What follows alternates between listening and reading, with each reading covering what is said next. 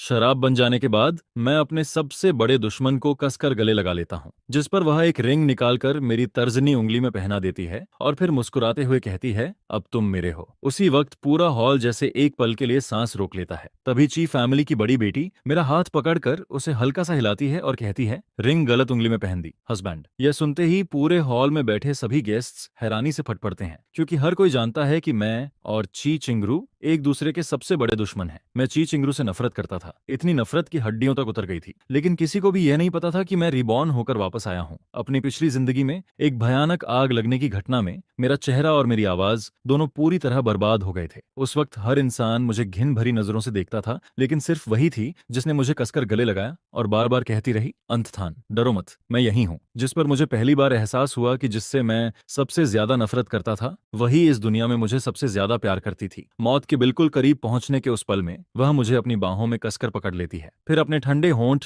मेरे कान के पास लाकर कांपती हुई आवाज में कहती है, अंथन, क्या तुम मुझसे प्यार कर सकते हो? यह सुनकर मैं रोते हुए पूरी ताकत से उससे कहता रहा कि मैं तुमसे प्यार करता हूँ, लेकिन मेरी आवाज वह कभी सुन ही नहीं पाई। और फिर रीबर्थ वाले दिन किस्मत मुझे सीधे अवार्ड सेरेमनी के रेड कारपेट पर ले आती है। वहां एक बेहद खूबसूरत और बेमिसाल औरत अपनी कार के सहारे बेफिक्र होकर खड़ी रहती है। जैसे ही मेरी नजर उस पर पड़ती है, पूरी दुनिया गायब हो जाती है और मुझे सिर्फ वही दिखाई देती है, जिसके बाद मैं किसी चीज की परवाह किए बिना रेड कारपेट पार करता हुआ उसकी तरफ दौड़ पड़ता हूँ, ताकि वह बात जो वह कभी सुन नहीं पाई उसे एक बार फिर कह सकूं, मैं तुमसे प्यार करता हूँ। यह सुनते ही पूरा हॉल सन्न रह जाता है। यहाँ तक कि लाइव स्ट्रीम देख रहे सभी लोग भी हैरान रह जाते हैं, क्योंकि हर कोई पहचान लेता है कि जिसे मैंने इतनी मजबूती से गले लगाया है वह कोई और नहीं बल्कि ची चिंगरू है, ची फैमिली की बड़ी बेटी। एक ऐसी औरत जो इतनी ऊंची और पहुंच से बाहर है कि हर इंसान खतरा जानते हुए भी उसकी तरफ खींचा चला जाता है। उस पल पूरा इवेंट वेन्यू बिल्कुल शांत हो जाता है, सिर्फ कैमरा की फ्लैश लगातार चमकती रहती है। लेकिन दूसरी तरफ लाइव स्ट्रीम का कमेंट सेक्शन पूरी तरह फट पड़ता है। अनाथान आखिर कर क्या रहा है? मेरी ची सिस्टर को किस करने की हिम्मत कैसे हुई? क्या यह फेमस होने के लिए पागल हो गया है या सैपा पापा हो गया है? पहले लाइव स्ट्रीम शुरू होने से पहले शीईबाई पर अटैक किया और अब ची फैमिली की बड़ी बेटी को जबरदस्ती किस कर लिया। क्या ऐसे लगता है कि यह किसी नॉवेल का मेन कैरेक्टर है? ऐसा करके फेमस हो जाएगा? ची फैमिली की यह यंग लेडी तो कभी किसी मर्द के करीब तक नहीं आई,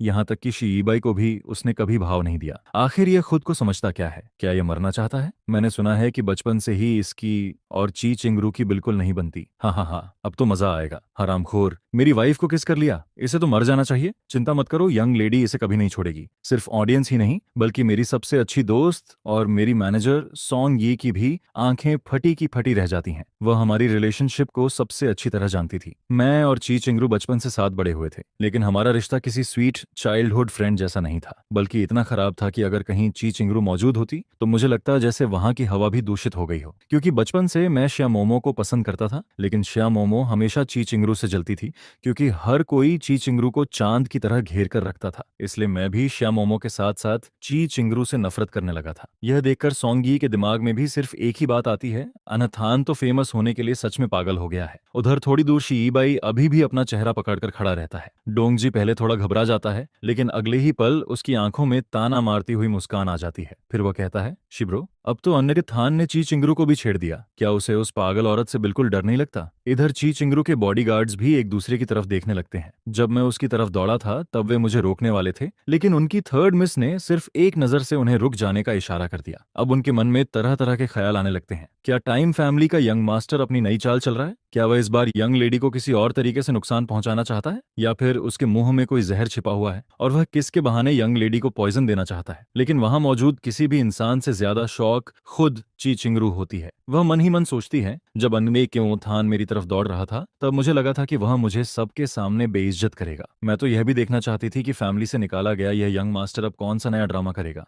लेकिन इससे पहले कि वह कुछ सोच पाती, मैं अपनी नजरें झुकाता हूं और अपने पतले होंठ सीधे उसके होंठों पर रख देता हूं। उसी पल ची चिंगरू का दिमाग पूरी तरह खाली हो जाता है। वह मन ही मन सोचती है, क्या आह थान मेरा गला काटना चाहता था लेकिन गलती से मेरे होंठों पर किस कर बैठा? क्या मुझे उसे बता देना चाहिए कि उसने गलत जगह काट लिया है? इसके बाद मैं धीरे से एक लंबी सांस छोड़ता हूँ। मेरी आवाज इतनी हल्की होती है कि जैसे हवा का एक झोंका आते ही गायब हो जाएगी। यह देखकर ची चिंगरू का दिल जोर से धड़क उठता है। फिर वह अपना हाथ मेरे कंधे पर रखकर मुझे धीरे से पीछे धकेल देती है। उसका ये एक्शन देखते ही लाइव स्ट्रीम देख रहे लोग एक्साइटेड हो जाते हैं और लगातार कमेंट करने लगते हैं, जल्दी देखो, अब इसे जोरदार थप्पड़ पड़ने वाला है। जिस पर ची चिंगरू धीरे से सिर उठाकर मेरी तरफ देखती है। मेरे चेहरे पर सब कुछ खोकर वापस पा लेने वाली खुशी और दर्द साफ नजर आता है। यह देखकर उसका दिल और भी जोर से कस जाता है और जब हर कोई इंतजार कर रहा होता है कि वह मुझे एक जोरदार थप्पड़ मारेगी, तब वह उसके बजाय मेरे गाल पर बहुत प्यार से अपना हाथ फेर देती है। तो तभी कोई हैरानी से कहता है, ऐसा क्यों? क्या ब्रदर शेन के साथ कुछ हो गया है? जिस पर वहां मौजूद हर कोई एक दूसरे की तरफ देखने लगता है। यह देखकर सबके मन में यही सवाल चल रहा होता है कि जो यंग मिस कभी किसी भी लड़के के करीब तक नहीं आती थी,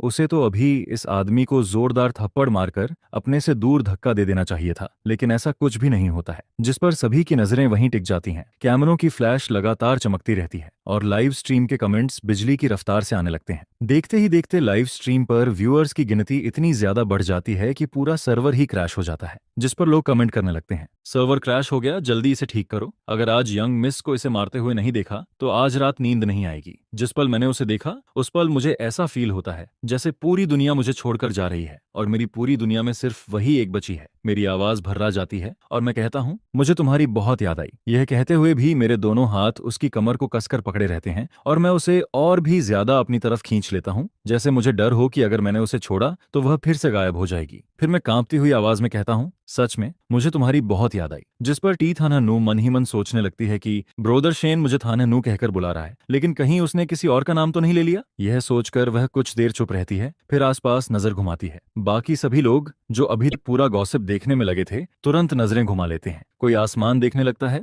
तो कोई जमीन। यह देखकर तेथाना नू समझ जाती है कि यहाँ बात करने की सही जगह नहीं है। जिसके बाद वह मेरी बांह पकड़कर मुझे अपनी कमर छोड़ने के लिए कहती है, लेकिन उसकी यह हरकत मुझे और ज्यादा घबरा देती है। जिस पर मैं उसे और कसकर पकड़ लेता हूँ और जल्दी से कहता हूँ, प्लीज मत जाओ, मुझे छोड़कर मत जाना, ठीक है? आगे से मैं तुम्हारी हर बात मानूंगा। जिस पर टी थाना नू के छोटे से खूबसूरत चेहरे पर बेबसी साफ नजर आने लगती है। फिर वह कहती है, मैं तुम्हें छोड़कर नहीं जा रही, चलो कार में बैठते हैं। लेकिन मुझे उसकी बात पर बिल्कुल भरोसा नहीं होता, इसलिए मैं जिद में उसे छोड़ता ही नहीं। फिर मैं कहता हूँ, मुझे डर लगता है अगर मैंने तुम्हें छोड़ दिया तो तुम फिर गायब हो जाओगी। मेरे लिए यह सब किसी खूबसूरत ड्रीम जैसा है, ऐसा सपना जिसे मैं किसी भी कीमत पर टूटने नहीं देना चाहता। यह सुनकर तेथानानू पूछती है, तो बताओ मैं क्या करूं कि तुम मुझे छोड़ दो? जिस पर मैं बिना सोचे कह देता हूँ, मुझे किस कर दो थानानू, बस एक बार मुझे किस कर दो ताकि मुझे यकीन हो जाए कि तुम रियल हो। इतना कहकर मैं उसके होंठों की तरफ झुकता हूँ, लेकिन अभी मैं उसकी गर्माहट फील भी नहीं कर पाता कि वह मुझे हल्के से पीछे धक्का दे देती है, जबकि मैं सच में उसे किस करना चाहता था, उसके होंठों की गर्माहट महसूस करना चाहता था, क्योंकि मैं दोबारा वैसा ठंडा एहसास नहीं चाहता था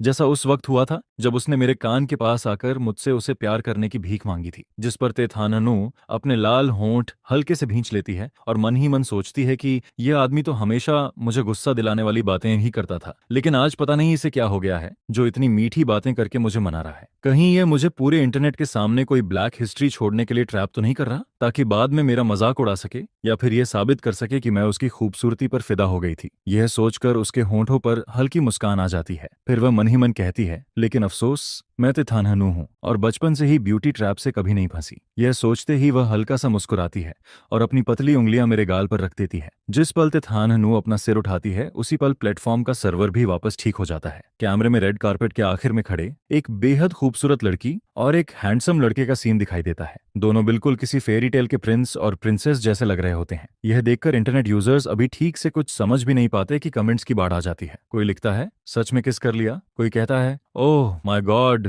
किस हो गया। कोई कहता है, ये तो पूरा एक्सप्लोसिव मोमेंट था। इसके बाद इंटरनेट पर अलग अलग तरह की बातें शुरू हो जाती हैं। कुछ लोगों को लगता है कि मैंने टी फैमिली की यंग मिस की कोई कमजोरी पकड़ ली है और उसी से उसे धमका रहा हूँ। कुछ लोगों का मानना होता है कि मैंने उसे अपनी तरफ अट्रैक्ट कर लिया है। यहाँ तक कि कुछ लोग तो ये तक कहने लगते हैं कि मैंने उस पर कोई मैजिक स्पेल इस्तेमाल कर दिया है। लेकिन कुल मिलाकर किसी को भी ये यकीन नहीं होता कि तेथानानू ने मुझे अपनी मर्जी से किस किया होगा। इंटरनेट यूजर्स की नजर में मैं और तेथानानू हमेशा दो पैरेलल लाइंस की तरह हैं जो कभी नहीं मिल सकती। एक आसमान में है तो दूसरा जमीन पर। यहाँ तक कि कोई कमेंट करता है, बस इंतजार करो, जब यंग मिस को होश आएगा तब थोईथान बहुत बुरी तरह मरेगा। अगर वह नहीं मरा तो मैं सिर के बल चलूंगा। इसी बीच जब इंटरनेट पर हंगामा मचा हुआ होता है, तब सिल्वर गोसी की पीछे वाली बड़ी सीट पर मैं तेथानानू के बगल में बैठा उसे लगातार देख रहा होता हूँ, जबकि तेथानानू आराम से बैठी अपने फोन को हाथ में पकड़े रहती है। वह एक के बाद एक कई कॉल्स काट चुकी होती है, क्योंकि हर कोई सिर्फ गॉसिप जानना चाहता था। आखिर में वह फोन ही स्विच ऑफ कर देती है, फिर मेरी तरफ देखकर आराम लेकिन ठंडी आवाज में पूछती है, तो बताओ तुम्हारी याददाश्त चली गई है या फिर मेमोरी कंफ्यूज हो गई है, इसलिए किसी और को पहचान बैठे हो? जिस पर मैं तुरंत सिर हिलाकर कहता हूँ, नहीं, मैंने किसी को गलत नहीं पहचाना। यह कहते हुए मैं आदतन उसे फिर से गले लगाने के लिए हाथ बढ़ाता हूँ, लेकिन तेथानन हूँ अपनी पलकों को हल्का झुकाकर कहती है, मुझे हग मत करो, अच्छे से सीधे बैठो। बड़ी मुश्किल से मैंने तुम्हें अभी छोड़ा है और अब यहाँ कोई ऑडियंस भी नहीं है। उसके चेहरे पर हल्की नाराजगी साफ दिखाई देती है। फिर वह मन ही मन सोचती है कि यह आदमी बात करते ही मुझे हग क्यों करना चाहता है। आखिर इसे हुआ क्या है? क्या पहले हाँ मैक मैक के साथ भी ये ऐसा ही करता था? जिस पर मेरा बढ़ा हुआ हाथ बीच में ही रुक जाता है। मेरी उंगलियां बस उसके कपड़ों को छूकर वापस आ जाती हैं और मैं उम्मीद भरी नजरों से उसे देखने लगता हूँ। तेथानहनु मुझे ऐसे देखती है जैसे सच में मैंने उसे छोड़ देने का दर्द झेला हो। यह देखकर वह मन ही मन सोचती है, नहीं, कुछ तो गड़बड़ है, यह दुश्मन आज बिल्कुल पहले जैसा नहीं लग रहा। इसके बाद वह अपने होंठ भींचकर आंखों की उलझन छिपाने की कोशिश करती है और मुझसे पूछती है, सच बताओ, तुमने मुझे गलत तो नहीं पहचान लिया? अगर नहीं तो क्या तुम्हें पता है कि मैं कौन हूँ? जिस पर मैं बिना हिचकिचाए कहता हूँ, तुम तेथानहनु हो। फिर हल्की आवाज में जोड़ता हूँ, मेरी थानहनु। यह सुनते ही तेथानहनु का दिल एक पल के लिए तेजी से धड़कने लगता है। फिर वह अपना हाथ मेरे माथे पर रखती है और सोचते हुए कहती है, कहीं सच में इसका दिमाग तो खराब नहीं हो गया? उसकी छोटी ठंडी हथेली मेरे माथे को छूती है और उसी पल मुझे वह आखिरी पल फिर से याद आ जाता है। उसकी बाहों की वह ठंडक मुझे फिर से फील होने लगती है, जिस पर मैं अपनी मुट्ठियां कस लेता हूँ और धीरे से कहता हूँ, मुझे बुखार नहीं है। यह सुनकर तेथानहनु अपना हाथ वापस खींच लेती है, फिर अपनी बाहें सीने पर बांधकर घमंड भरी नजरों से मुझे देखती है और कहती है, बोलो, इस बार मुझे परेशान करने के लिए कौन सा नया ड्रामा सोचकर आए हो? जिस पर तेथानहनु को अचानक कुछ याद आता है। अगर उसे सही याद है तो कल थॉई फैमिली की एक पार्टी है। उसने सुना था कि हाँ, मार्क मार्क ने रिंग भी खरीद ली है। शायद वह खुद थॉइनहाथ बाग को प्रपोज करने वाली है। हाँ, फैमिली और थॉई फैमिली भी दोबारा रिश्ता जोड़ने का सोच रहे हैं। 1 महीने पहले थॉइनिश्तबाज के किडनैप होने और लगभग होस्टेज बन जाने की वजह से मुझे थॉई फैमिली से निकाल दिया गया था। सारे सबूत मेरी तरफ इशारा कर रहे थे, जिस पर थॉई फैमिली के माता पिता मुझे पूरी तरह निराश हो गए और सबके सामने मुझसे अपना रिश्ता तोड़ने का ऐलान कर दिया। इसके साथ ही हाँ, मार्क मार्क के साथ मेरी एंगेजमेंट भी खत्म हो गई। यह सोचते ही तेथानहनु के चेहरे की मुस्कान गायब हो जाती है और उसकी नजरें मेरी तरफ पहले से भी ज्यादा ठंडी हो जाती हैं। फिर वह कहती है, थॉइथान, कहीं तुम हाँ मार्क मार्क को जलाने के लिए मेरा इस्तेमाल तो नहीं करना चाहते? कार से उतरने से पहले मैंने तुम्हें थॉइनहाथबाज को मारते हुए देखा था। उस वक्त मुझे सच में थोड़ी चिंता हुई थी। तुम्हारा गुस्सा पहले भी खराब था, लेकिन तुमने कभी पब्लिक में इतनी हद पार नहीं की थी। उस समय मुझे लगा था कि तुम हाँ मार्क मार्क की वजह से अपना कंट्रोल खो बैठे हो, इसलिए मैं जल्दी से कार से उतरी थी ताकि तुम्हारा साथ दे सकूं। लेकिन मुझे क्या पता था कि मैं खुद तुम्हें मेरे लिए मुसीबत खड़ी करने का मौका दे रही हूँ। जिस पर उसे वे 2 हल्के किस याद आते हैं और उसकी आंखें फिर से ठंडी हो जाती हैं। फिर वह मन ही मन सोचती है, तो थान, हाँ, मार्क मार्क के लिए तुम खुद को भी कुर्बान कर सकते हो। अब इसे डांटूं या सीधे इस बेवकूफ को कार से बाहर फेंक दूं? मैं हैरानी से उसकी तरफ देखकर पूछता हूँ, हाँ, मार्क मार्क कौन है? मैं उसे नहीं जानता। यह सुनकर तेथानहनु 2 सेकंड तक चुप रहती है, फिर आगे बैठी ड्राइवर वनतिन के कंधे पर हल्का सा हाथ रखकर कहती है, सीधे हॉस्पिटल नंबर 10 चलो, मेंटल हॉस्पिटल। वनतिन कुछ पल चुप रहती है, फिर कहती है, जी, 3rd मिस। जिसके बाद वह बिना एक पल गनवाए तुरंत गाड़ी हॉस्पिटल नंबर 10 की तरफ मोड़ देती है। यह देखकर मैं गहरी सांस लेते हुए मन ही मन सोचता हूँ, अब तो गड़बड़ हो गई।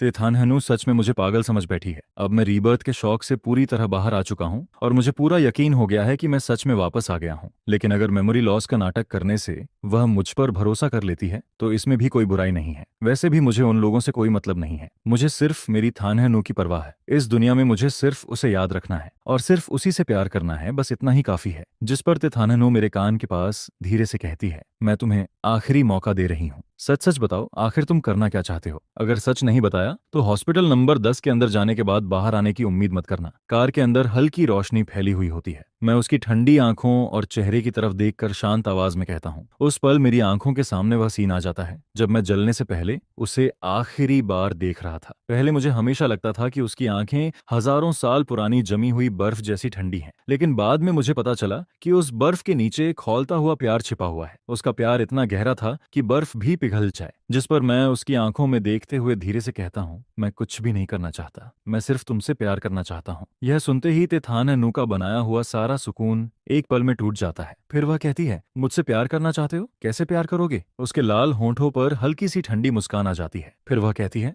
थाइथान, क्या तुम्हें लगता है मैं इतनी बेवकूफ हूँ? जरूरत पड़े तो मैं तुम्हें याद भी दिला सकती हूँ कि आज सुबह क्लब हॉल में जब हमारी मुलाकात हुई थी तब तुमने मुझसे क्या कहा था? यह सुनकर मेरे दिमाग में क्वेश्चन मार्क भर जाते हैं। मैं मन ही मन सोचता हूँ, अब यह फ्लैशबैक भी आना था? यह तो बहुत पुरानी बात लग रही है। रुको, मुझे याद करने दो। मैं काफी देर सोचने के बाद याद करता हूँ कि आज सुबह सच में क्लब हॉल में हमारी मुलाकात हुई थी। वह लिफ्ट से बाहर निकली थी और मैं लिफ्ट के अंदर जा रहा था। हम दोनों बस एक दूसरे के पास से निकल गए थे। उस वक्त मैंने अपने पास खड़े सॉन्गी से कहा था, यहाँ थोड़ा एयर फ्रेशनर स्प्रे कर देना चाहिए, इस लिफ्ट में तो दम घुट रहा है। इतना कहकर मैंने उसे ताना मारना भी नहीं छोड़ा था। कितना बैड लक है। ये सोचते ही मेरी आंखें हल्की सी हिल जाती हैं, जिसे देखकर तिथानहनु मुस्कुरा देती है और मन ही मन कहती है, लगता है इसे सब याद आ गया। लेकिन अगले ही पल मेरी आंखें फिर से बिल्कुल मासूम हो जाती हैं, जैसे मुझे कुछ भी याद ना हो। फिर मैं कहता हूँ, नहीं, मुझे सच में याद नहीं है। उस वक्त मैंने तुमसे क्या कहा था? क्या मैंने यह कहा था कि तुम बहुत खूबसूरत लग रही हो, कि मैं तुम्हें बहुत पसंद करता हूँ और तुमसे बहुत प्यार करता हूँ? यह सुनते ही तिथानहनु अपना हाथ उठाती है और मेरे बाजू पर जोर से चुटकी काट देती है। फिर कहती है, मेरे सामने पागल बनने का नाटक मत करो, मैं तुम्हारे ट्रैप में आने वाली नहीं हूँ। इसके बाद मैं अपने कान को सहलाते हुए मासूम आवाज में पूछता हूँ, तो फिर थानहनु को कैसा लड़का पसंद है? जिस पर टी थानहनु घमंड से जवाब देती है, मुझे कोई भी टाइप पसंद नहीं है। लेकिन उसके इतना कहते ही मैं धीरे से उसके होंठों के करीब झुक जाता हूँ। यह देखकर टी थानहनु तुरंत होश में आती है, मुझे जोर से पीछे धक्का देती है। उसका चेहरा लाल हो जाता है और वह दांत भींचकर मुझे घूरने लगती है, जिस पर मैं उसकी आंखों में प्यार से देखता हूँ। मेरी आंखों में हल्की सी शरारत साफ दिखाई देती है। फिर मैं मुस्कुराकर पूछता हूँ, इतना भी काफी नहीं है क्या? यह कहते हुए मैं धीरे से उसकी कमर पकड़ लेता हूँ और उम्मीद भरी नजरों से पूछता हूँ, तो फिर इस बार तुम मुझे किस वापस कर दो, ठीक है? आगे ड्राइवर सीट पर बैठी वनतिन यह सब सुनकर मन ही मन एक्साइटेड हो जाती है और सोचती है, बिल्कुल करना चाहिए थर्ड मिस, सीधा किस कर दीजिए। आखिरकार आपकी भी लव स्टोरी शुरू होने वाली है। जिस पर तिथन्यू की नजरें अपने आप मेरे होंठों पर टिक जाती हैं। वह धीरे से अपने लाल होंठ भींचती है और कहती है, चाहते हो कि मैं तुम्हें किस करूं? एक पल के लिए उसके मन में हाँ कहने का ख्याल आता है, लेकिन जब वह मुंह खोलती है तो दांत भींचकर सिर्फ इतना कहती है, सपने देखते रहो। यह सुनते ही मेरी आंखों की सारी चमक एक पल में गायब हो जाती है। मैं उदास होकर सिर नीचे झुका लेता हूँ, जिसे देखकर तिथानहनु अपने बेकाबू होते दिल की धड़कनों को बड़ी मुश्किल से संभालने लगती है। वह मन ही मन सोचती है, मैं इसे अपने झांसे में नहीं आने दूंगी। क्या इसे लगता है कि ऐसा करके यह मुझे अपनी तरफ अट्रैक्ट कर लेगा? यह सोचकर वह चुपचाप थोड़ा पीछे हट जाती है और मुझसे थोड़ी दूरी बनाकर खड़ी हो जाती है। फिर हल्की सी अजीब आवाज में, जिसका एहसास उसे खुद भी नहीं होता, पूछती है, तुम्हें यह सब किसने सिखाया?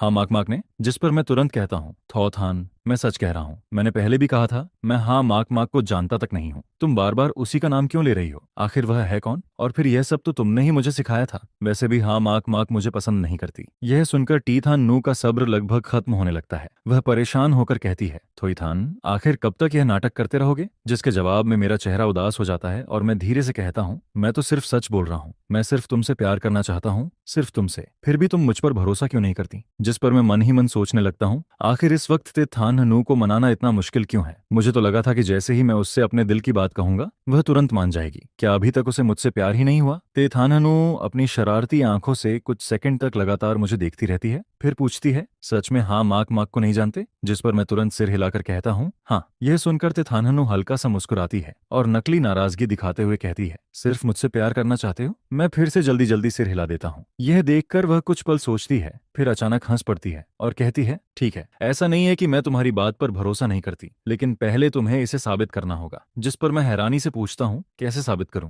फिर अपनी पीच ब्लॉसम जैसी आंखें झपकाते हुए मुस्कुरा देता हूँ और कहता हूँ, थाननु, क्या सिर्फ इतना क्लोज होना भी तुम्हें कम लग रहा है? क्या तुम मेरे साथ और ज्यादा अकेले में रहना चाहती हो? यह सुनकर स्टीयरिंग पकड़कर गाड़ी चला रही वानतिन का हाथ लगभग फिसल ही जाता है। वह मन ही मन सोचती है, तो फैमिली का ये मास्टर तो बहुत खतरनाक निकला। हमारी थर्ड मिस इतनी सीधी है, क्या ये इसका सामना कर पाएगी? जिस पर टीथान का चेहरा तो मेरे कानों से भी ज्यादा लाल हो जाता है, लेकिन फिर भी वह बड़ी मुश्किल से खुद को शांत रखती है और दांत भींचकर मेरा नाम लेती है, थोथान। मैं मासूम बनकर उसकी तरफ देखने लगता हूँ। यह देखकर टीथान बड़ी मुश्किल से खुद को मुझे कार से बाहर फेंकने से रोकती है, फिर अपनी उंगली से मेरे माथे पर हल्का सा टच करती है और कहती है, अपने दिमाग से ये सारे गंदे ख्याल अभी के अभी निकाल दो, सब खत्म करो। जिस पर मैं मजबूरी में धीरे से मुंह खोलता हूँ। टीथान गहरी सांस लेकर खुद को शांत करती है, फिर वानतिंग से कहती है, गाड़ी वापस शियू होटल ले चलो। शियू होटल द फैमिली ग्रुप का होटल है और आज का अवार्ड सेरेमनी भी वहीं हो रहा है। अवार्ड सेरेमनी खत्म होने के बाद वहीं सेलिब्रेशन पार्टी भी रखी गई है। आज टीथान के वहां आने की एक वजह यह थी कि प्रोग्राम उनकी कंपनी ने ऑर्गेनाइज किया था, लेकिन सबसे बड़ी वजह यह थी कि उसे पहले से पता था कि मैं भी वहां आने वाला हूं। वह मन ही मन सोचती है, मैं तो सिर्फ इसलिए शियू आई थी कि कहीं ब्रदर शेन को कोई परेशान न कर दे, लेकिन आखिर में एहसान करके भी मुझे ही नुकसान हुआ। वह बदमाश मेरी अच्छाई के लायक ही नहीं है। यह सोचकर तिथान दांत भींचते हुए मेरी तरफ देखने लगती है, जिसके बाद वानतिंग आदर से गाड़ी घुमा देती है।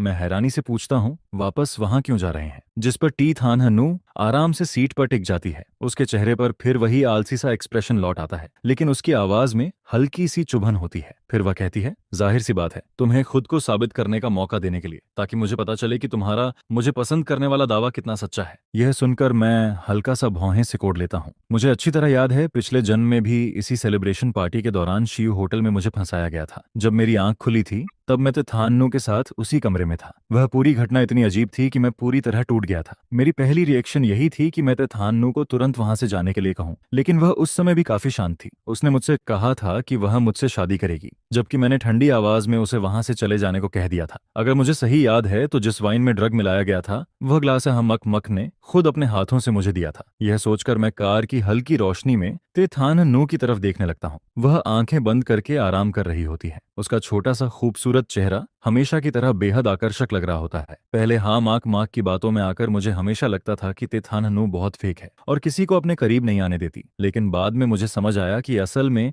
मैं ही उसके करीब आने से डरता था। जिस पर सीन वापस रियलिटी में आ जाता है। अवार्ड सेरेमनी अभी भी चल रही होती है, जबकि जिन लोगों को अवार्ड देखने में कोई दिलचस्पी नहीं होती वे सभी सेलिब्रेशन हॉल में जमा हो चुके होते हैं।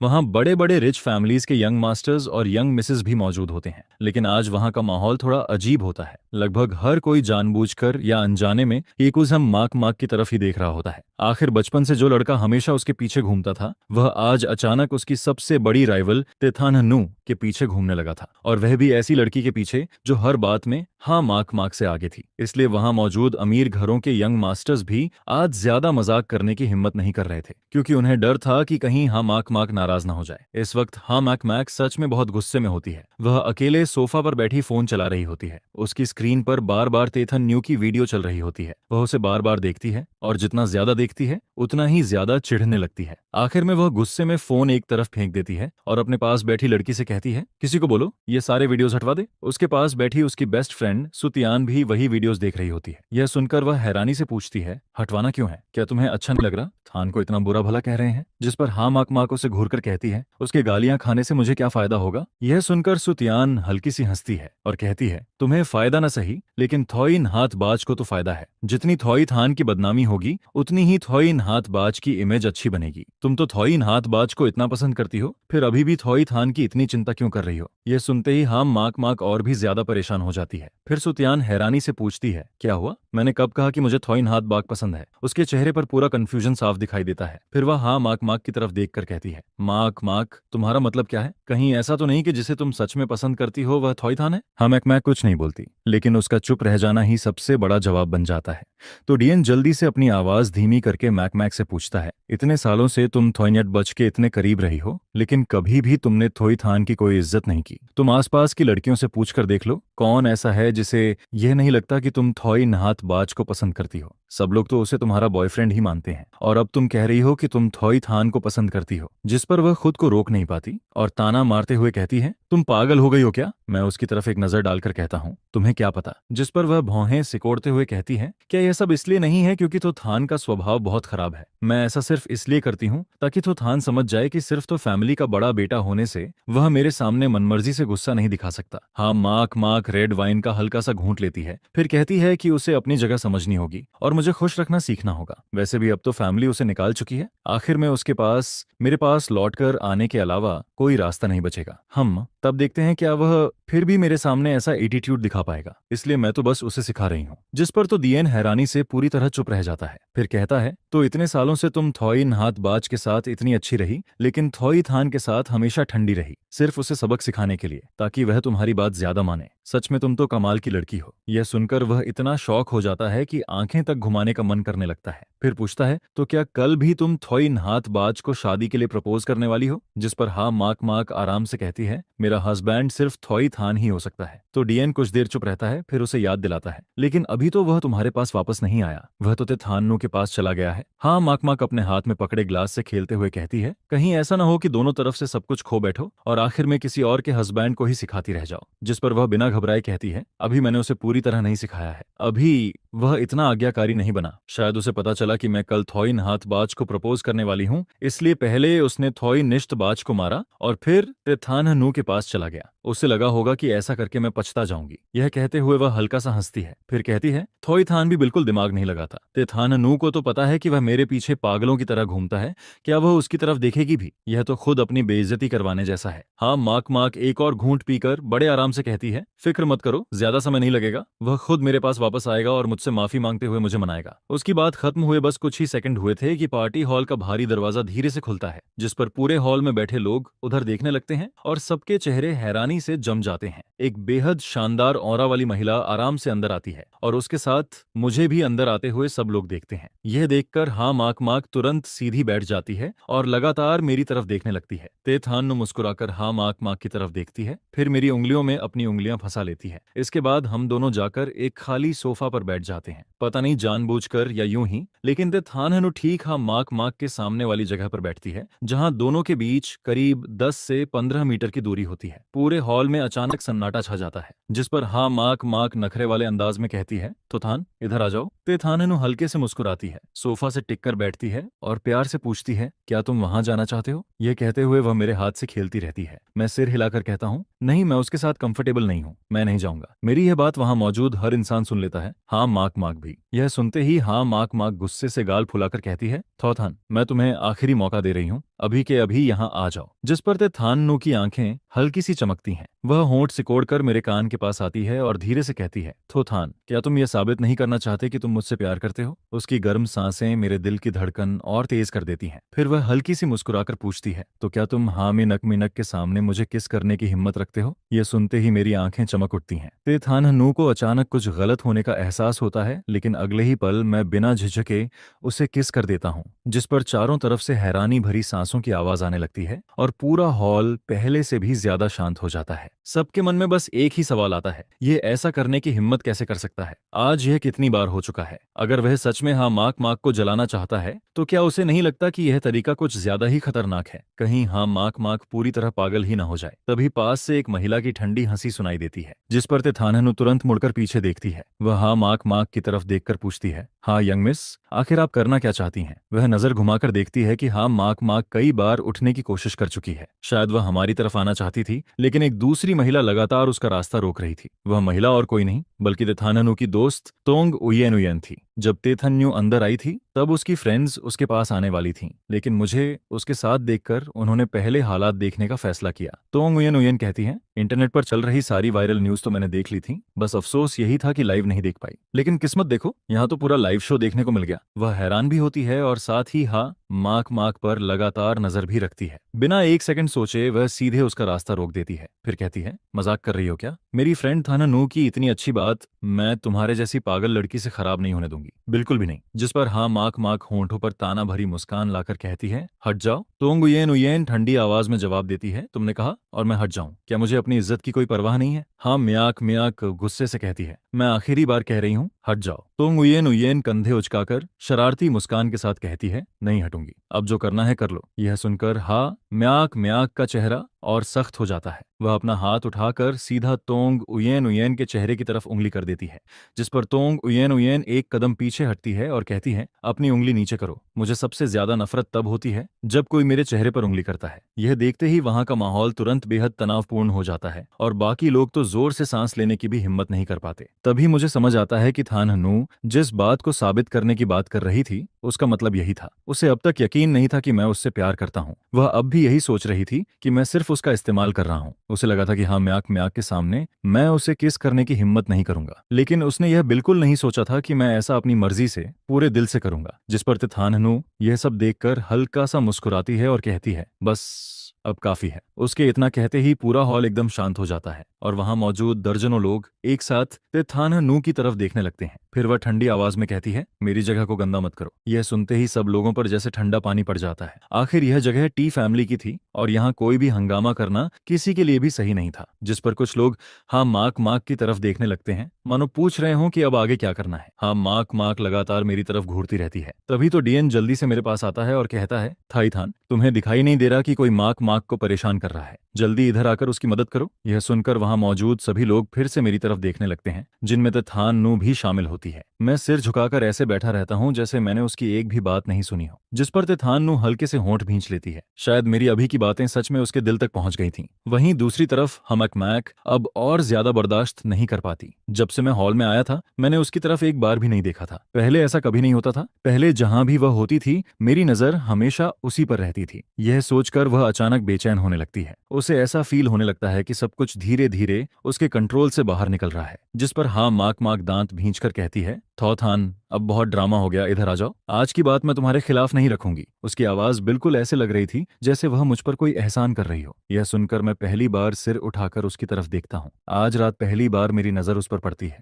करीब 2 सेकंड तक उसे देखने के बाद मैं उठता हूँ और उसकी तरफ चलने लगता हूँ। यह देखकर हाँ माक माक की आंखों की नाराजगी धीरे धीरे गायब हो जाती है और उसकी जगह घमंड भरी मुस्कान आ जाती है। वह मन ही मन सोचती है, मुझे पहले से पता था, तो थान सिर्फ मुझे जलाने की कोशिश कर रहा था। बाकी लोग भी एक दूसरे की तरफ देखते हैं, लेकिन कोई कुछ नहीं कहता। सब चुपचाप मेरे लिए रास्ता छोड़ देते हैं। जिस पर तोंग उयेन उयेन थोड़ी देर के लिए रुक जाती है। वह सोचती है कि अगर माक माक खुद आना चाहती है तो उसे रोकने का कोई मतलब नहीं है। फिर वह हाँ माक माक को घूरती है, बेबसी से सिर हिलाती है और रास्ते से हट जाती है। उसके मन में बस एक ही बात चल रही होती है, सच में मर्दों की नजर कितनी खराब होती है। आखिर थाननू में ऐसी कौन सी कमी है जो वह हाँ म्याक म्याक से कम हो। दूसरी तरफ से थाननू हल्का सा मुंह फुला लेती है, होंठ भींच लेती है और अपनी नजर दूसरी तरफ घुमा देती है। उसका पैर धीरे धीरे जमीन पर थिरक रहा होता है, क्योंकि वह खुद को मुझे वापस खींचने से रोक रही होती है। वह मन ही मन सोचती है, मैंने तो बस एक कड़वी बात कह दी थी और तुम्हारा चेहरा उतर गया, लेकिन कोई तुम्हारे साथ इतना बुरा बर्ताव करता है, फिर भी तुम उसी के पीछे भागते रहते हो। बेवकूफ इंसान। इतने सालों में मुझे इसकी आदत हो जानी चाहिए थी। बस आज तो थान की एक्टिंग इतनी रियल थी कि मैं खुद भी कुछ पल के लिए बहक गई और मेरे दिल में थोड़ी खुशी तक आ गई। मुझे लगा शायद आखिरकार तो थान ने मुझे भी देखना शुरू कर दिया है। फिर वह मन ही मन खुद से कहती है, रहने दो, इसे आखिरी बार ही सही, मैं फिर भी इसकी मदद कर देती हूँ। इसके बाद ते थान नू चुपचाप खड़ी होती है। वह मेरी तरफ दोबारा नहीं देखती और बाहर की तरफ चल देती है। लेकिन जैसे ही वह 2 कदम आगे बढ़ती है, पीछे से अचानक तेज आवाज सुनाई देती है, जिस पर वह तुरंत पलट कर देखती है। सामने हाँ माक माक मेरी तरफ उंगली करके हैरानी से पूछ रही होती है, अभी तुमने क्या कहा, एक बार फिर से बोलो। जिस पर मैं बिना झिझक कहता हूँ, चाहे 100 बार भी पूछ लो, मैं तुम्हें पसंद नहीं करता, मैं तुम्हारी तरफ देखना तक नहीं चाहता। इतना कहकर मैं मुड़कर ते थानहनू की तरफ मुस्कुराते हुए पूछता हूँ,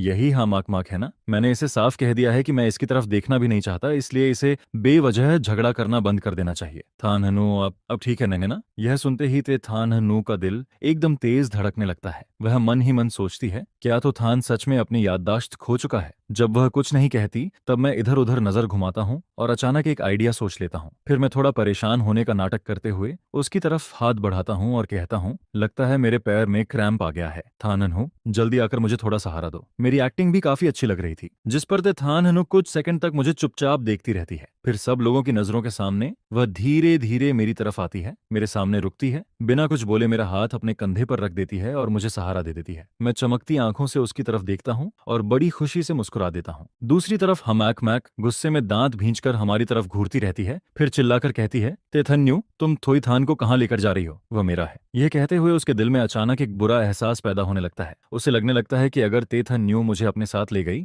तो शायद वह मुझे हमेशा के लिए खो देगी। जिस पर तेथानहनू सिर्फ हल्का सा सिर घुमाकर उसकी तरफ देखती है। उसकी आंखों की ठंडक धीरे धीरे गायब हो जाती है और होंठों पर जीत वाली मुस्कान आ जाती है। फिर वह मन ही मन सोचती है, अब से तो थान मेरा है। वह खुद अपनी मर्जी से मेरी तरफ चला है। फिर चाहे उसे सच में मेमोरी लॉस हुआ हो या वह सिर्फ मेरा इस्तेमाल कर रहा हो, अब उसके पास वापस लौटने का कोई मौका नहीं बचेगा। इसके बाद ते थानहनू मुस्कुराते हुए मुझे सहारा देती है और हम दोनों वहां से निकल जाते हैं। वह मुझे सीधे हॉस्पिटल लेकर जाती है। वजह सिर्फ इतनी थी कि वह यह देखना चाहती थी कि कहीं सच में मेरे दिमाग में कोई परेशानी तो नहीं हो गई। कार में बैठने के बाद मैं खुद को रोक नहीं पाता और उसके थोड़ा करीब खिसकने लगता हूँ। जिस पर ते थानहनू हमेशा की तरह ठंडी आवाज में सिर्फ इतना कहती है, सीधा बैठो। यह सुनकर मेरे होंठ हल्के से फड़कते हैं। फिर मैं कहता हूँ, थानहनू, क्या तुम्हें अच्छा नहीं लगता कि मैं तुम्हें हक करूं? आजकल तुम मेरे साथ बहुत ज्यादा ठंडी हो गई हो। सच में तुम बहुत बुरी वुमन हो। जिस पर ते थानहनू कार की सीट से टिककर आराम से पूछती है, पहले भी क्या तुम हाँ म्याक म्याक के साथ ऐसे ही चिपके रहते थे, जैसे तुम्हारे शरीर में हड्डियां ही नहीं हैं? हर वक्त किसी न किसी के सहारे टिके रहना चाहते हो। मैं भौहें सिकोड़कर धीरे से बड़बड़ाता हूँ, तुम बार बार उसी का नाम क्यों लेती रहती हो? यह सुनकर ते थानहनू खिड़की के बाहर देखने लगती है और फिर एक भी शब्द नहीं बोलती। आखिर मैं भी कौन सा तो म्याक म्याक की बात बात करना चाहती थी। मैं आखिर हाँ म्याक म्याक को कितने सालों से पसंद करता रहा हूँ। क्या मैं सच में सब कुछ भूल गया हूँ? इसके बाद हॉस्पिटल पहुंचते ही तेथाननु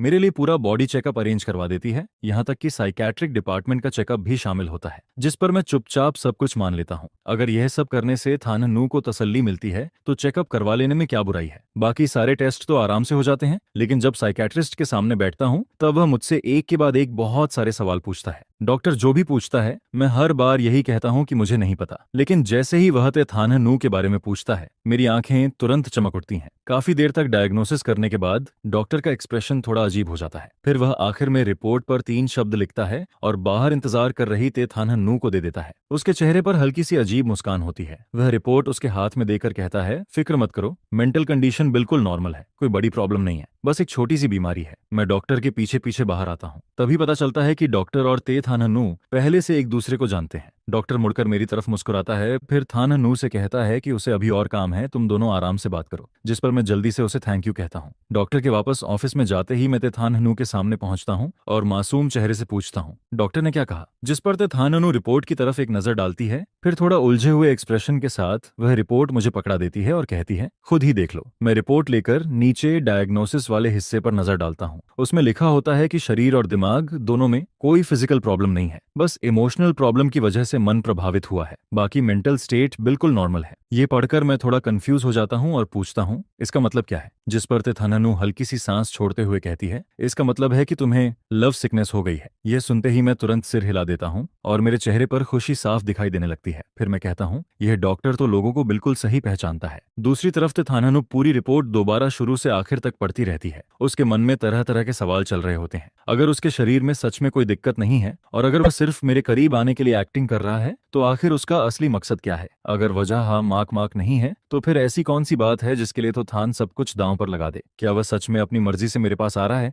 जबकि पहले वह मुझसे नफरत करता था? और अगर वह एक्टिंग नहीं कर रहा तो क्या कोई इंसान सिर्फ एक दिन में इतना बदल सकता है? ये सोचते सोचते तेथाननु खुद को रोक नहीं पाती और मेरे सिर पर 2 बार हाथ फेरती है। फिर कहती है, कहीं सिर पर कोई सूजन भी नहीं है? इसके बाद वह मुझसे पूछती है, आज सुबह लिफ्ट में घुसते वक्त कहीं तुम्हारा सिर लिफ्ट के दरवाजे में तो नहीं फंस गया था? यह सुनकर मैं उसे बेबस नजरों से देखता हूँ और कहता हूँ, अगर मजाक उड़ाना है तो थोड़ा खुलकर उड़ाओ। फिर मैं थोड़ा लाचार होकर उससे पूछता हूँ, आखिर तुम ये क्यों नहीं मान सकती कि मैं सच में तुम्हें पसंद करता हूँ? जिस पर तेथाननु अपना हाथ वापस खींच लेती है और सीधा मेरी आंखों में देखकर कहती है, अगर तुम्हारी जगह मैं होती तो क्या तुम खुद इस बात पर यकीन करते? उसकी बात सुनकर मैं कुछ पल के लिए चुप हो जाता हूँ। वह सही कह रही थी। पहले मैं भी कभी यकीन नहीं करता था कि तेथाननु सच में मुझसे प्यार करती है। जब तक वह फायर एक्सीडेंट नहीं हुआ था तब तक मुझे कुछ समझ ही नहीं आया था। फिर मैं गंभीर होकर उससे कहता हूँ, सच तो यह है कि मैं हमेशा से तुम्हें पसंद करता हूँ। ऐसा नहीं है कि मुझे आज ही तुमसे प्यार हुआ है, मैं हमेशा से तुम्हें चाहता था। यह सुनते ही तेथाननु की पलकें हल्के से कांप जाती हैं। वह थोड़ा कंफ्यूज होकर पूछती है, हमेशा से? जिस पर मैं पूरी ईमानदारी से कहता हूँ, हाँ हमेशा से, बस पहले कभी तुम्हारे करीब आने की हिम्मत नहीं हुई। तुम इतनी अच्छी थी लेकिन मेरे साथ हमेशा ठंडी रहती थी, इसलिए मुझे हमेशा लगता था कि मैं तुम्हारे लायक ही नहीं हूँ। इसी वजह से मैं बहुत निराश रहता था। यह सुनकर टीथाननु हल्का सा भौहें सिकोड़ती है। उसे गुस्सा भी आता है और हंसी भी। फिर वह कहती है,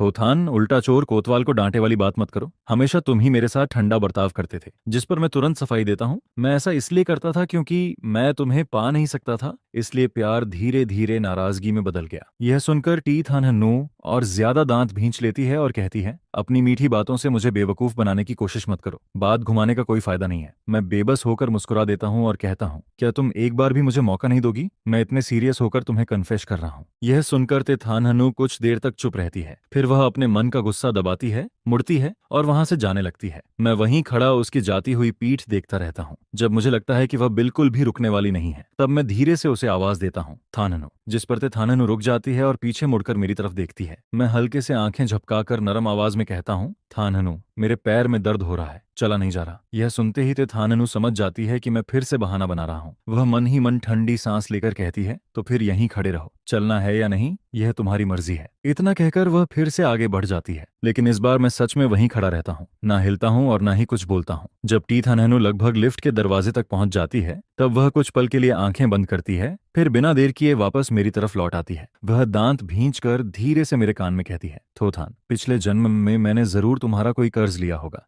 यह सुनकर कर मैं हल्का सा मुस्कुरा देता हूँ, फिर अपना हाथ उसके कंधे पर रखता हूँ, उसके गाल के पास झुककर हल्के से किस करता हूँ और धीरे से कहता हूँ, नहीं, कर्ज तो मेरा है मेरी थाननू। यह सुनते ही उसके मन का गुस्सा थोड़ा कम हो जाता है। फिर भी वह ठंडी आवाज में कहती है, अगर सच में तुम मुझ पर कर्जदार हो तो तुम्हें मुझे उठाकर ले जाना चाहिए। कभी किसी कर्जदार को अपने मालिक के सामने इतना रौब दिखाते देखा है? जिस पर मैं पूरे सीरियस अंदाज में कहता हूँ, नॉर्मली तो कर्ज वसूल करना आसान नहीं होता। जितना बड़ा कर्ज होता है उसे उतना ही मुश्किल से वापस लिया जाता है। इसलिए क्रेडिटर को डेटर के साथ अच्छा व्यवहार करना पड़ता है, उसके पास रहना पड़ता है, तभी जाकर वह कर्ज वापस मिल सकता है। यह सुनकर तेथानहनु हल्का सा हंसती है और कहती है, तुम्हारे पास तो हर बात का लॉजिक तैयार रहता है। मैं फिर उसके कान के पास झुककर धीरे से कहता हूँ, लेकिन जो कर्ज मैं तुम पर चढ़ा बैठा हूँ वह बहुत बड़ा है, इसलिए तुम्हें पूरी जिंदगी मेरे साथ रहना होगा। तभी तो मुझे पूरी जिंदगी मिलेगी ताकि मैं तुम्हारा हर कर्ज चुका सकूं। मेरी थाननू, क्या तुम मुझे पूरी जिंदगी दोगी? इसके बाद हम दोनों साथ में लिफ्ट के अंदर चले जाते हैं। तेथाननू मेरी आंखों में लगातार देखती रहती है, फिर धीरे से पूछती है, थोईथान, क्या तुम्हें पता भी है कि पूरी जिंदगी का मतलब क्या होता है? जिस पर मैं बिना नजर हटाए उसकी आंखों में देखते हुए जवाब देता हूँ, बिल्कुल पता है। इसका मतलब है पूरी जिंदगी कभी तुम्हारा साथ नहीं छोड़ूंगा, हमेशा तुम्हारे साथ रहूंगा और बुढ़ापे तक तुम्हारा हाथ नहीं छोड़ूंगा। इसके बाद पता चलता है कि तेथाननू अब उसी अपार्टमेंट बिल्डिंग में रहती है जहां मैं रहता हूं। वह ऊपर वाली फ्लोर पर रहती है और मैं नीचे वाली फ्लोर पर। जब मुझे थॉई फैमिली से निकाल दिया गया था तब कुछ समय के लिए मेरे पास रहने की कोई जगह नहीं थी। उस वक्त तोंगनी ने मेरे लिए यह अपार्टमेंट रेंट पर लिया था। बाद में मुझे पता चला कि यह अपार्टमेंट असल में तेथाननू का ही था। उसी ने चुपचाप तोंगनिशी को बहुत कम किराए पर यह जगह दी थी। इसके बाद तेथाननू मुझे मेरे घर तक छोड़ने आती है, जिस पर मैं उससे उम्मीद भरी नजरों से पूछता हूँ, क्या सच में मैं आज रात तुम्हारे घर नहीं रुक सकता? तेथाननू बस मेरी तरफ एक नजर डालती है और कहती है, थोड़ा तो शर्म कर लो। यह सुनकर मैं मजबूरी में धीरे धीरे वापस जाने लगता हूँ, लेकिन चलते चलते बार बार मुड़कर उसे देखता रहता हूँ। वहीं टीथाननू लिफ्ट के पास खड़ी मुझे ऐसे देख रही होती है जैसे मैं दुनिया का सबसे परेशान करने वाला इंसान हूँ। आखिर मैं मन मारकर अपने घर के अंदर चला जाता हूँ, जिस पर जैसे ही टीथाननू देखती है कि मैंने ठीक से दरवाजा बंद कर लिया है, उसके चेहरे की सारी नाराजगी तुरंत खुशी में बदल जाती है। उसके होंठों पर मुस्कान आ जाती है, लेकिन वह उसे दबाने की कोशिश करती है। आज की रात उसके लिए किसी रोलर कोस्टर से कम नहीं थी। एक के बाद एक इमोशन उसके दिल में उठ रहे थे। हॉस्पिटल की लिफ्ट में मैंने जो कहा था कि मैं पूरी जिंदगी तुम्हारा साथ नहीं छोड़ूंगा और बुढ़ापे तक तुम्हारे साथ रहूंगा, वही बातें अब भी उसके कानों में गूंज रही थीं। लेकिन उसे अब भी सब कुछ किसी सपने जैसा लग रहा था। उसे यकीन ही नहीं हो रहा था कि यह सब सच में हुआ है। उसे क्या पता था कि मेरी हर बात और हर हरकत उसकी कई सालों से दबाई हुई भावनाओं को फिर से जगा रही थी। सिर्फ वही जानती थी कि अभी कुछ देर पहले उसने कितनी मुश्किल से खुद को रोका था, वरना वह मुझे सीधे अपने घर ले जाती। इसके बाद तेथाननू आखिरी बार मेरे बंद दरवाजे की तरफ देखती है, फिर ऊपर अपने घर जाती है और बाथरूम में नहाने के लिए चली जाती है। तभी अचानक उसके हाथ की पीठ पर हल्का सा दर्द महसूस होता है, जिस पर वह चौंक जाती है और जल्दी से अपना हाथ उठाकर देखने लगती है। उसकी स्किन पर कोई निशान नहीं होता, लेकिन दर्द साफ फील हो रहा था। वह तुरंत बाथरूम से बाहर निकलती है और सोफा पर जाकर बैठ जाती है, फिर अपना हाथ सामने करके ध्यान से देखने लगती है। कुछ देर बाद दर्द धीरे धीरे कम होने लगता है। तेथाननू सोफा से टिककर आंखें बंद कर लेती है। तभी अचानक डोरबेल बजती है। वह आंखें खोलती है और डोर कैमरा की स्क्रीन पर सबसे पहले मेरा मुस्कुराता हुआ चेहरा दिखाई देता है। मुझे देखते ही वह बेबस होकर हल्की सी सांस छोड़ती है और मन ही मन कहती है, थोथान, क्या तुम मुझे थोड़ा भी आराम नहीं करने दोगे? लेकिन अगले ही पल वह खुद ही मुस्कुरा देती है। आखिर सच तो यह था कि वह भी चाहती थी कि मैं उसके पास आऊं। इसके बाद टीथाननू दरवाजा खोलती है और बेबस आवाज में कहती है, थोथान, तुम्हें पता भी है अभी कितना समय हो गया है? मैं उसे देखकर हैरान होता हूँ कि वह अब तक वही कपड़े पहने हुई है जो पार्टी में पहने थे। मैं सोचने लगता हूँ कि इतनी देर से घर आकर उसने आखिर किया क्या। फिर मैं दरवाजे पर खड़ा होकर बेचारे जैसा चेहरा बनाता हूँ और अपना हाथ उसकी तरफ बढ़ाकर कहता हूँ, थाननू, माओ क्यों ने मुझे पंजा मार दिया। मेरे हाथ पर खरोंच का निशान बिल्कुल साफ दिखाई दे रहा था। तेथाननू उस घाव को ध्यान से देखती है और उसका दिल एक पल के लिए रुक सा जाता है, क्योंकि यह वही जगह थी जहां कुछ देर पहले उसे अचानक दर्द महसूस हुआ था। इतनी अजीब कोइंसिडेंस देखकर वह कुछ पल के लिए चुप रह जाती है, फिर संभल कर मुझसे पूछती है, क्या तुमने इसका ट्रीटमेंट किया है? मैं सिर हिलाकर कहता हूँ, नहीं, मुझे करना नहीं आता। जिस पर तेथाननू भौहें सिकोड़कर कहती है, तुम खुद कैट पालते हो, फिर भी स्क्रैच का ट्रीटमेंट करना नहीं जानते। मैं बिल्कुल नॉर्मल तरीके से जवाब देता हूँ, हाँ, माओ क्यों मेरी ही कैट है, मैं उसे 4 साल से पाल रहा हूँ। जब मैं तो ये फैमिली छोड़कर निकला था तब सिर्फ उसे ही अपने साथ लाया था, लेकिन उसने मुझे आज तक कभी नहीं खरोंचा, इसलिए मुझे इसका ट्रीटमेंट करना नहीं आता। इसमें अजीब क्या है? यह सुनकर तेथाननू मुझसे और बहस नहीं करती। वह मेरा हाथ पकड़ती है और मुझे अपने घर के अंदर खींच लेती है, जिस पर मेरी आंखों में हल्की सी मुस्कान आ जाती है। तभी टी थान हनु अचानक पीछे मुड़कर मुझे देखती है। मैं तुरंत पलक झपकाकर फिर से मासूम और बेचारा सा चेहरा बना लेता हूँ। वह मन ही मन सोचती है कि इसकी एक्टिंग तो सच में बहुत अच्छी है। इसके बाद वह मुझे किचन में ले जाती है, नल खोलती है और मेरा हाथ बहते हुए साफ पानी के नीचे रख देती है ताकि घाव अच्छी तरह साफ हो जाए। जैसे ही पानी घाव पर पड़ता है, मैं हल्का सा मुंह बनाता हूँ क्योंकि घाव में हल्का दर्द होने लगता है, जिस पर ते थान हनु का हाथ भी हल्का सा कांप जाता है। उसी पल उसे फिर वही अजीब एहसास होता है क्योंकि उसी समय उसके अपने हाथ की पीठ पर भी हल्का सा दर्द महसूस होने लगता है। वह लगातार मेरे घाव को देखती रहती है। घाव ज्यादा गहरा नहीं था, बस स्किन हल्की सी फटी थी और थोड़ा सा खून निकला था। वह धीरे से सांस लेकर अपने मन के अजीब ख्यालों को दबाती है, फिर कहती है, थोड़ी देर में मैं किसी को बुलाकर तुम्हारे लिए रैबीज वैक्सीन लगवा दूंगी। मैं सिर हिलाकर कहता हूँ, ठीक है। इस समय हम दोनों एक दूसरे के बहुत करीब खड़े होते हैं। मैं थोड़ा सिर झुकाता हूँ तो उसकी छोटी सी सीरियस फेस साफ दिखाई देने लगती है। मैं उसकी सिकुड़ी हुई भौहों को लगातार देखने लगता हूँ, जिस पर मेरा दिल हल्का सा धड़क उठता है। तेथानन नूह को मेरी नजरें असहज कर देती हैं। वह जल्दी से अपने कपड़ों का किनारा ठीक करती है। मैं उसे देखकर धीरे से कहता हूँ, कितनी कंजूस हो तुम। यह सुनकर वह कुछ देर चुप रहती है, फिर जिज्ञासा से पूछती है, तुम्हारी कैट ने अचानक तुम्हें स्क्रैच क्यों कर दिया? इतने सालों से उसने कभी तुम्हें नहीं खरोंचा, फिर आज ऐसा क्या हो गया? जिस पर मैं धीरे से बड़बड़ाता हूँ, मुझे नहीं पता, लेकिन मुझे लगता है कि मेरे घर में कुछ साफ नहीं है। यह सुनकर टी थान नू पूरी तरह स्पीचलेस हो जाती है और कहती है, थोथान, अब तुम हद से ज्यादा बढ़ा रहे हो, कैसी कैसी बातें मना लेते हो। लेकिन मैं पूरी सीरियस आवाज में कहता हूँ, मैं सच बोल रहा हूँ, सच बोल रहा हूँ। शायद माओक्यू ने कुछ देख लिया था, इसलिए वह अचानक ऐसा पागल हो गया। तन्हनु, अब तो मुझे सच में अपने घर जाने से डर लग रहा है। वह अब बहुत खतरनाक हो गया है, सांप आया है। जैसे ही मुझे देखता है, पागलों की तरह मुझ पर टूट पड़ता है। असल में मेरे दिल में भी थोड़ा डर था। मुझे लग रहा था कि शायद माओक्यू को मेरे अंदर आया यह बदलाव समझ में आ गया है। ते तन्हनु चुपचाप मेरी सारी बातें सुनती रहती है,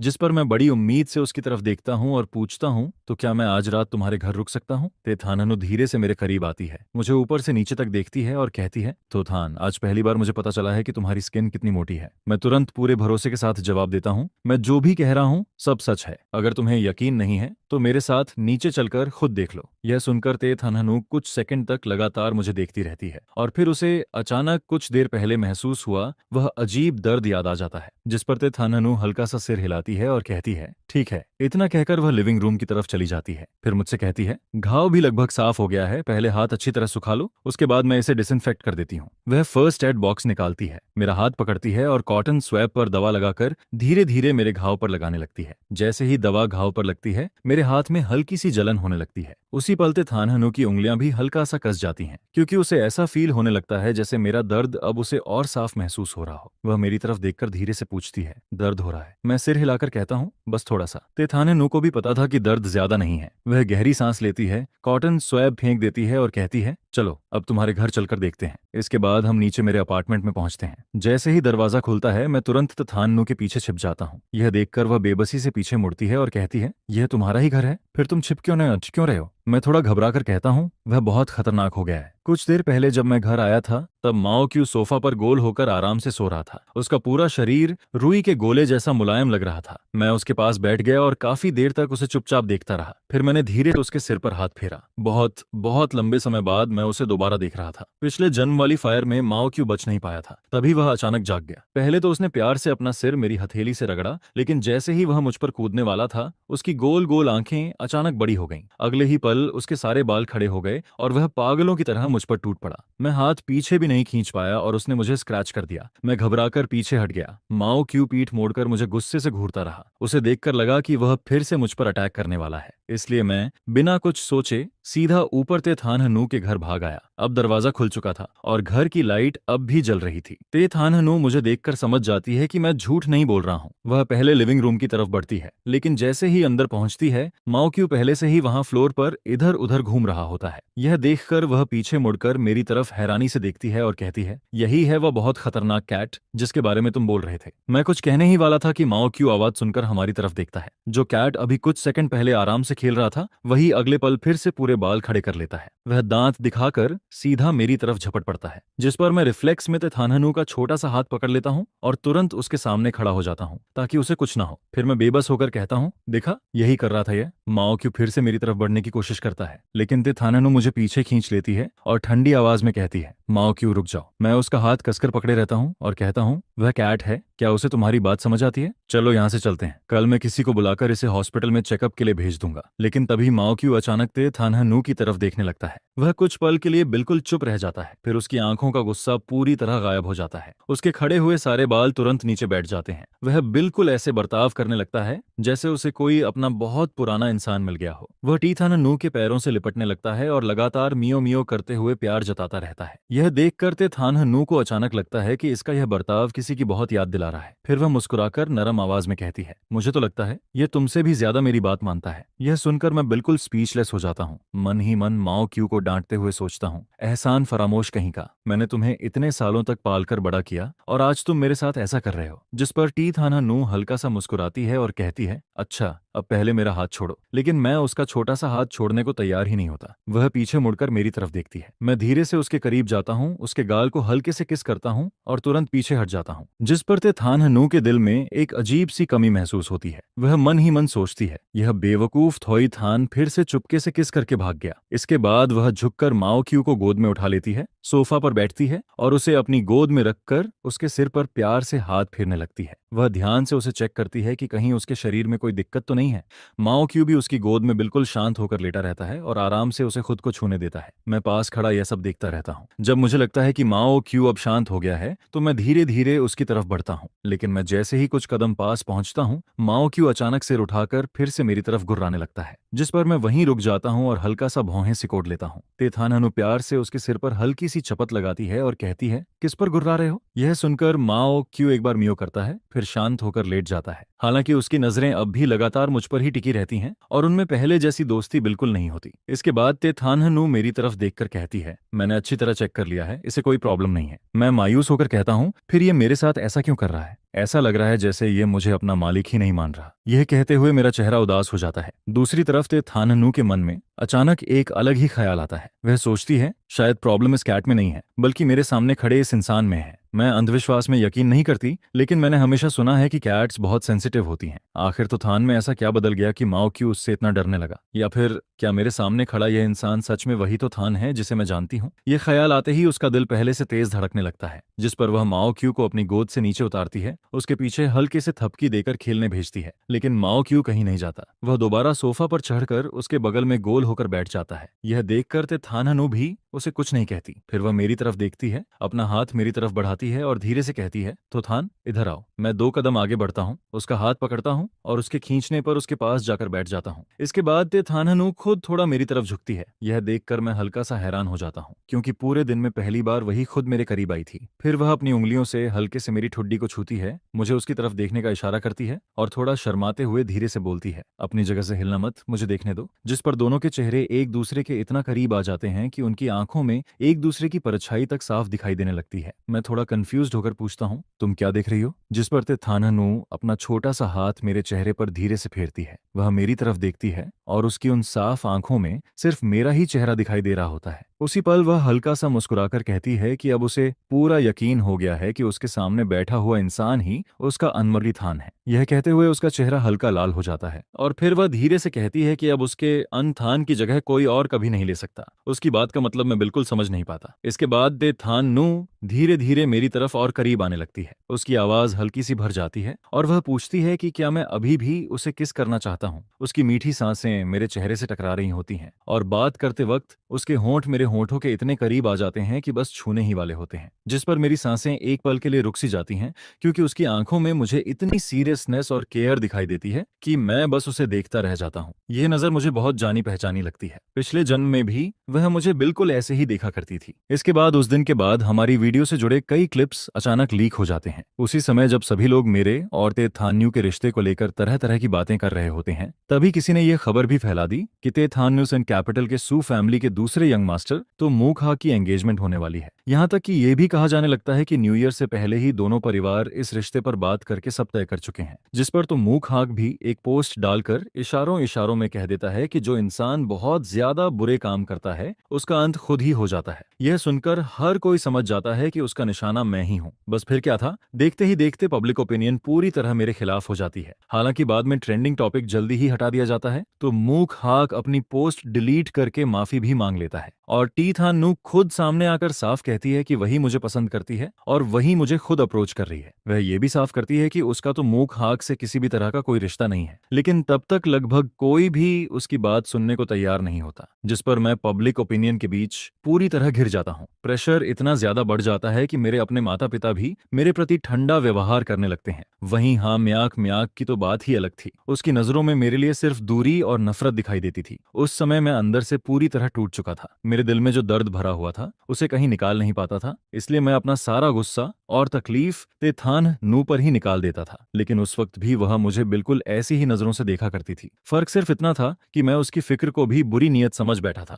बहुत समय बाद जाकर मुझे समझ आया कि उसकी आंखों में जो सॉफ्टनेस और सच्ची केयर दिखाई देती थी वह दरअसल कई सालों से दबा हुआ प्यार था। वह मुझे बहुत बहुत लंबे समय से चाहती थी। जिस पर टी थाना नू देखती है कि मैं अचानक कहीं खो गया हूँ, वह हल्के से अपना निचला होंठ काटती है और धीरे से पूछती है, क्या आप किस नहीं करना चाहते? उसकी आवाज सुनकर मैं तुरंत रियलिटी में लौट आता हूँ और बिना सोचे अपने दोनों हाथों से उसे अपनी बाहों में भर लेता हूँ। फिर मैं जल्दी से कहता हूँ, ऐसी बात नहीं है। जिस पर वह शर्माते हुए पूछती है, तो फिर किस करोगे? उसकी आवाज में एक मासूम सी झिझक होती है और वह धीरे से कहती है कि इस बार वह खुद मुझे किस करने देगी। उसकी यह बात सुनते ही मेरे कान तक गर्म हो जाते हैं, लेकिन उसी पल मुझे पिछले जन्म की सारी बातें याद आ जाती हैं। इसलिए मुझे लगता है कि इस बात को अभी साफ करना बहुत जरूरी है। मैं धीरे से उसे थोड़ा पीछे करता हूँ, जिस पर वह हल्की सी नाराज और शर्माई हुई नजरों से मुझे देखने लगती है। तब मैं बिना घुमाए फिराए उससे पूछता हूँ, क्या तुम्हारी और टो मॉक हाक की एंगेजमेंट होने वाली है? यह सुनकर तेथन्यू पूरी तरह चौंक जाती है और पूछती है, तो मूक हाक कौन है? उसकी बात सुनकर मैं बेबस होकर कहता हूँ, पिछली बार भी तुमने मुझे यही समझाया था कि तुम्हारा उसका कोई रिश्ता नहीं है। फैमिली ने बस एक बार तुम्हारी उससे मुलाकात करवाई थी और तुमने उसी वक्त साफ मना कर दिया था।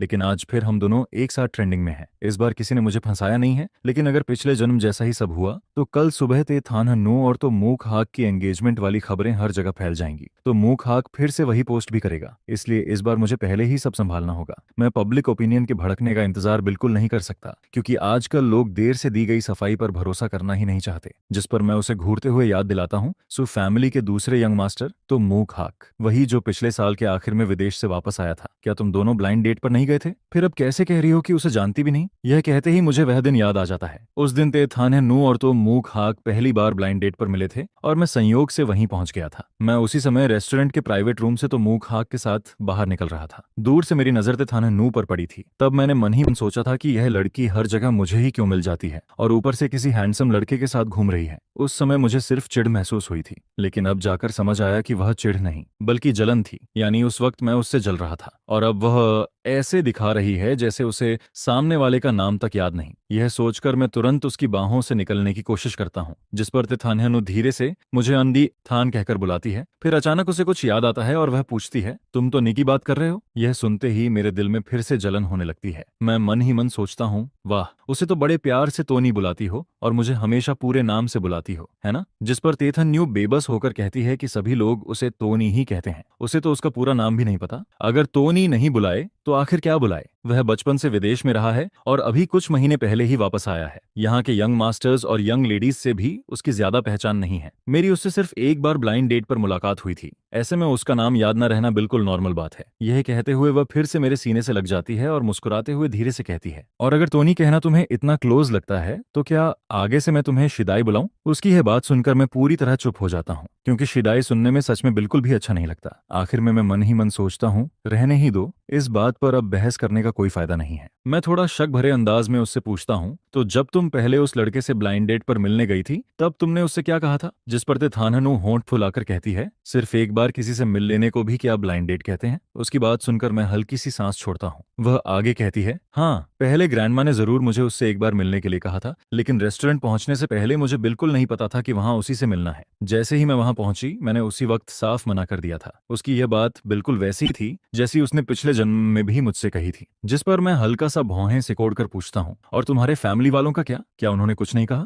जिसके जवाब में द थानहनु बिना झिझक कहती है, उन्होंने हमेशा मेरी मर्जी की रिस्पेक्ट की है। वैसे भी द फैमिली को किसी पॉलिटिकल मैरिज या फैमिली अलायंस की जरूरत नहीं है। मॉम और डैड हमेशा मेरी इच्छा को सबसे ज्यादा अहमियत देते हैं, और वैसे भी ये सब ग्रैंडमा की वजह से हुआ था। मेरी ग्रैंडमा और तो मूक हाक की ग्रैंडमा बचपन की बहुत अच्छी दोस्त थी। बाद में दोनों का कांटेक्ट कम हो गया था, लेकिन टो फैमिली की तरफ से ही यह बात उठी थी, इसलिए ग्रैंडमा ने उनकी इज्जत रखते हुए मुझे सिर्फ एक बार मिलने भेज दिया था। इसका मतलब बिल्कुल भी ये नहीं था कि दोनों फैमिली एंगेजमेंट करवाना चाहती थी। थीं। उसकी बात सुनकर मैं सोच में पड़ जाता हूँ। अब साफ था कि सच में दोनों के बीच कोई रिश्ता नहीं था। जिस पर मैं राहत की सांस लेता हूँ। लेकिन तो मूक हाथ जो करने वाला है उसे किसी भी हाल में रोकना पड़ेगा। आखिर यह कैसे किया जाए? तभी ते थान नू मुझे गौर से देखने लगती है। उसके चेहरे पर हल्की सी उलझन दिखाई देती है और वह कहती है, पता नहीं क्यों मुझे लगता है कि अनथान दिन ब दिन और भी अजीब होते जा रहे हैं। मुझे यकीन है कि तुम ही मेरे अंडरथान हो, लेकिन फिर भी कुछ न कुछ अलग जरूर लग रहा है। यह कहते हुए वह अपना सिर थोड़ा तिरछा करके माओ कौ की तरफ देखती है, जो अभी भी पास में गोल होकर लेटा हुआ था। उसकी नजरें लगातार मेरी तरफ थीं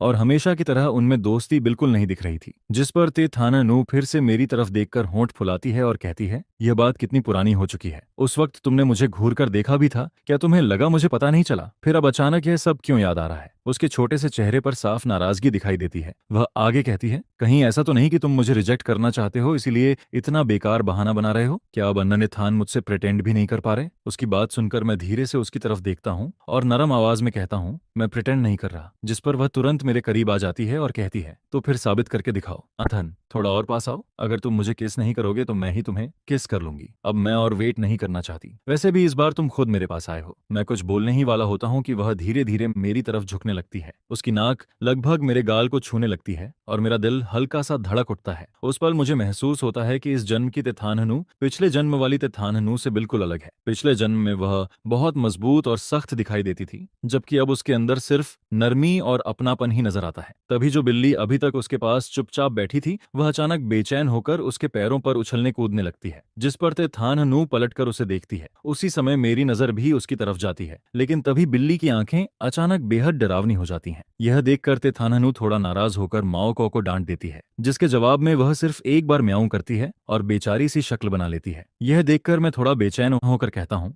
थानहनु, मैं अब यहाँ नहीं रुकना चाहता। मेरी आवाज सुनते ही तेथानहनु समझ जाती है कि मेरे अंदर कुछ गड़बड़ है। वह तुरंत मेरा हाथ पकड़ती है और मुझे वहां से बाहर ले जाने लगती है। हमें जाते देखकर माओ कौ भी फुर्ती से नीचे कूदता है और हमारे पीछे आने की कोशिश करता है, लेकिन तेथानहनु सिर्फ एक नजर उससे मिलाती है और वह वहीं रुक जाता है। वह धीरे से म्याऊं करता है, फिर जमीन पर लेटकर बड़ी बेचारी नजरों से मुझे देखने लगता है। वह बिल्ली मैं नहीं पाली थी, लेकिन उसकी आंखें बिल्कुल मेरी जैसी लग रही थीं। तेथान्यू उसकी तरफ बिल्कुल ध्यान नहीं देती। दरवाजा बंद होने से पहले मैं एक बार पीछे मुड़कर उसे देखता हूँ और मन ही मन सोचता हूँ, माओ को सच में कितना बेवकूफ है। वह मुझे और तेथानहनु को करीब आने से रोकना चाहता था। क्या उसे महसूस हो गया है कि मैं पहले वाला इंसान नहीं रहा? इसके बाद तेथानहनु मुझे वापस अपने कमरे में ले आती है। मैं अभी भी उसके कान के पास धीरे से कहता हूँ, मैंने पहले ही कहा था ना, वह बहुत पॉजिटिव है। जिस पर तेथानहनु पूछती है, तो अब क्या करें? फिर वह खुद ही कहती है, चलो अब इस बारे में और बात नहीं करते। यह कहते हुए वह किचन की तरफ चली जाती है। उसकी बात सुनकर मैं हल्का सा भौहें सिकोड़ता हूँ और कहता हूँ, मैंने माओ कौ को पूरे 4 साल तक पाला है। वह किसी ने मुझे बर्थडे गिफ्ट में दिया था। उस समय मुझे बिल्कुल नहीं पता था कि वह गिफ्ट किसने भेजा था। दरवाजे पर सिर्फ एक कार्ड रखा था जिस पर हैप्पी बर्थडे लिखा हुआ था। मैंने अपने सभी दोस्तों से पूछा, लेकिन किसी को भी नहीं पता था कि वह गिफ्ट किसने भेजा। उस समय तो मेरे दोस्त उस इंसान का मजाक भी उड़ा रहे थे कि बर्थडे गिफ्ट में इतनी साधारण सी बिल्ली कौन देता है, क्योंकि सब जानते थे कि मुझे बचपन से ही बिल्लियां बहुत पसंद थीं। लेकिन मेरी बचपन वाली बिल्ली शीबाई के हमारे घर आने के बाद उसकी कैट एलर्जी की वजह से कहीं और भेज दी गई थी।